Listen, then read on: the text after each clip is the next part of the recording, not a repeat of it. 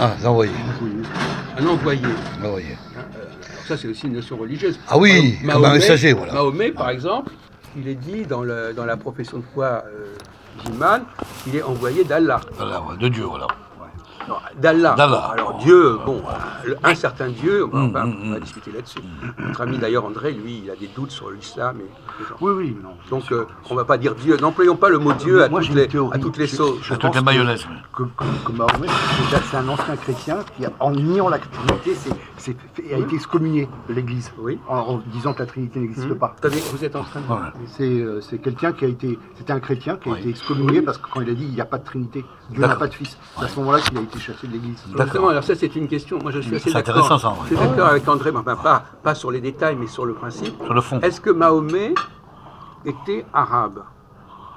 Est-ce qu'il appartenait au... Alors, attention, faites attention à ce que vous dites. Ouais. Il est envoyé. Qu'est-ce que c'est quelqu'un qui est envoyé? Je suis envoyé vers quelqu'un. Est-ce que quand je suis envoyé vers quelqu'un, ça veut dire que je fais partie des gens vers qui je suis envoyé? Non, Bon, donc quand on est envoyé, c'est pas parce qu'on fait partie du groupe. pas du tout. On est à l'extérieur du groupe Oui. et on est envoyé vers ce groupe. D'ailleurs, c'est ce que dit monsieur. Donc Sûr. il est... Bon, alors, est-ce que vous savez que Moïse, Oui. à votre avis, Moïse, vous connaissez un peu le livre de l'Exode, Moïse, alors, est-ce qu'il est envoyé vers les Hébreux? Oui, vers son Ou est-ce peuple. qu'il est lu vers son peuple? Vers son peuple. Ben, alors là, il n'est pas envoyé à ce moment-là. On ne peut pas être... Alors, non, justement, alors, si vous lisez correctement le livre de l'Exode, il est dit vers mon peuple, pas vers son peuple. Pas vers son peuple. Mon peuple, c'est-à-dire Dieu. Dieu dit, va voir mon peuple. Mon peuple. Il n'a pas dit, voir ton peuple. Non, c'est exact. Bon, donc, non. Moïse, tout comme Mahomet, vous disiez justement, ce sont des gens qui sont envoyés vers un certain peuple. Ils sont envoyés, donc ils y appartiennent pas.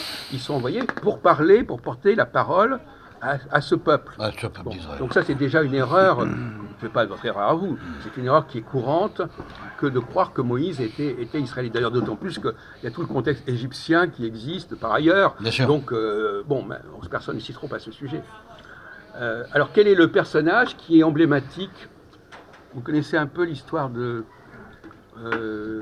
vous savez comment les Juifs sont revenus en Palestine quand ils ont été emportés en Babylone?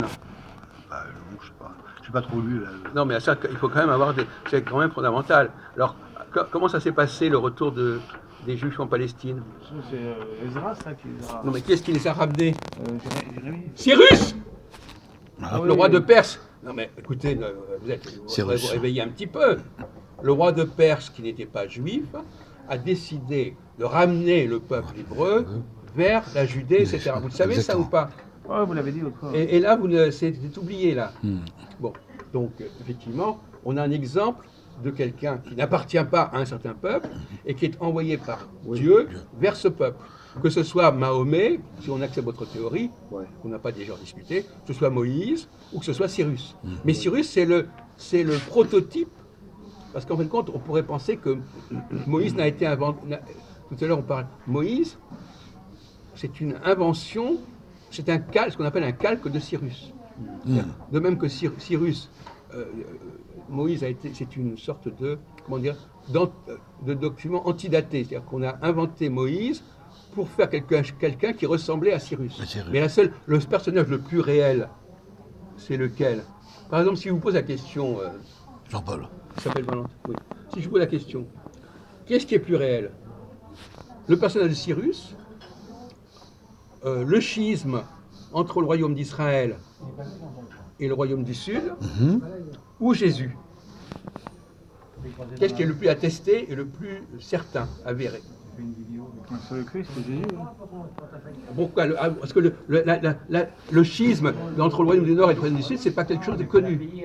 Eh bien alors, donc c'est un phénomène qui a existé pendant des C'est siècles. plutôt Cyrus, Jacques.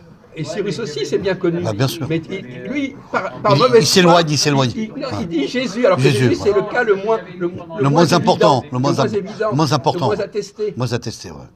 Cyrus est un fait historique. Bien sûr. Tout le monde le sait. Tout le monde le sait. Par le C'est qu'il y a schisme. eu un schisme. Le royaume du Nord et le royaume du C'est Sud. quelque chose de parfaitement connu. Évidemment. Tandis que le cas de Jésus, bon, c'est des gens qui ont raconté ça, etc. Ouais. Mais pourquoi vous ne pouvez pas parler honnêtement? C'est quand même extraordinaire. Non, Jésus a été cité par Flavius Joseph. Oui, on sait très bien. Mais qu'est-ce que c'est C'est une comparé citation, on con- Non, il est cité. J'avais dit, Joseph ne dit pas que c'est Dieu, ou ne dit pas qu'il a fait je ne sais pas quoi. C'est un personnage qui existe. Personne n'a dit qu'il n'existait pas. Mais son importance et son impact historique, connu, est beaucoup plus. Parce que lui, il a tendance à dire que, vous l'avez entendu, lui, l'histoire de Cyrus, c'est moins intéressant et moins important et moins attesté Voilà. que le schisme entre le royaume d'Israël qui a duré et le royaume de Juda. On ne devrait quand même pas se moquer du monde.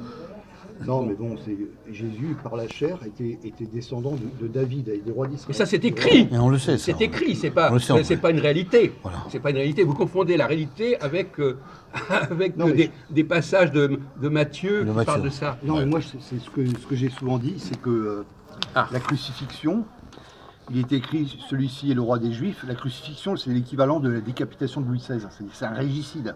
La crucifixion, ça a été un régicide comme la décapitation de Louis XVI, et comme Non, c'est un déicide, un déicide.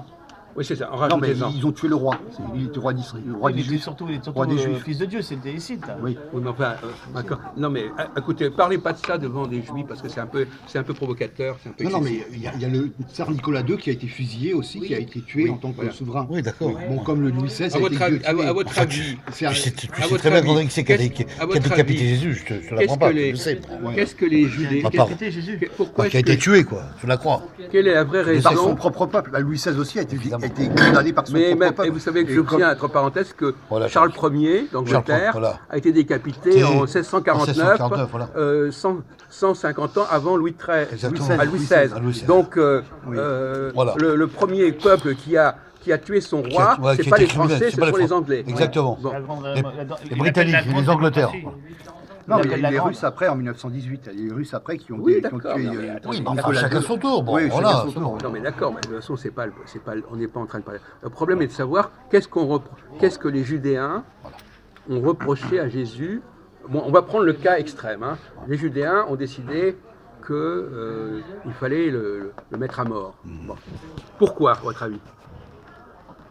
Qu'est-ce qu'on lui reprochait? Il était coupable de quel crime? De s'affirmer Dieu. Attendez, vous pouvez Bravo. filmer, machin? Bravo, Jean-Paul. Non, d'accord.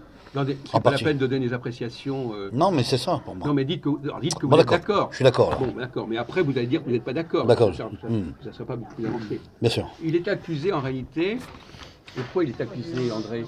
Ah, je sais pas. Non, mais qu'est-ce que vous pouvez imaginer? Bah, Et qu'est-ce qu'on lui reproche? on lui reprochait de semer le désordre et puis. Bon, d'accord. Bon. Il est accusé, tout simplement, de haute trahison. Pourquoi de haute trahison? Parce que il veut réhabiliter les gens du royaume du Nord qui sont des gens excommuniés. Donc c'est son projet même de rassembler les gens d'Israël qui sont des gens, des Samaritains, qui sont des gens qui ne respectent pas la loi, etc. C'est ça qu'on lui reproche. Et ça, vous ne l'avez pas dit non plus, ça. Voilà. Bon, alors on va changer de sujet.